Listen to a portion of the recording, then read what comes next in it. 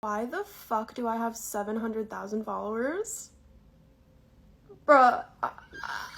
Feeling very grateful, but feeling very overwhelmed not to be like, it's so hard having 700,000 followers online on TikTok.com. I just personally don't understand why anyone's following me. That's what's giving me anxiety. I'm like, I feel like all I do is live my silly little life and do my silly little tasks and speak my silly little mind. Like, is that okay? Can I just like keep doing that? Like, Madison fucking Beer commented on my TikTok, bro. Miss Madison fucking Beer not only knows I exist, but took the time out of her Madison Beer day to comment on my fucking TikTok.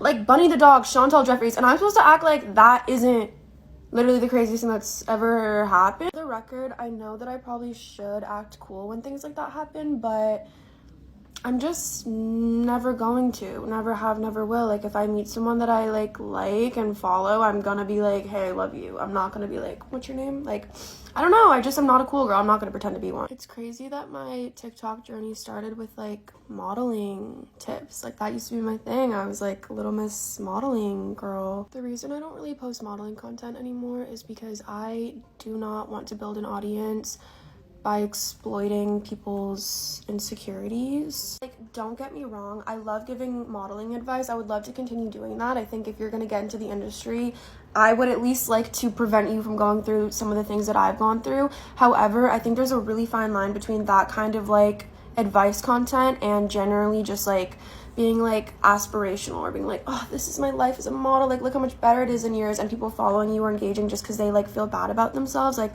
I never ever want that kind of engagement ever. Before TikTok, I did have a pretty big following on Instagram, but it was majority men that pretty much only followed me for the way that I look, and I think that experience has made me even more grateful for the platform that I have here on TikTok with the amazing fucking young women that follow me. For the first time probably in my life because of TikTok, I feel so like seen and heard for who I am and appreciated for like my ideas and not just the way that I look, which granted is very privileged that I ever was like admired in any way for the way that I look, but yeah, like not to be corny, but I am genuinely fucking grateful. So grateful. I love you guys so much.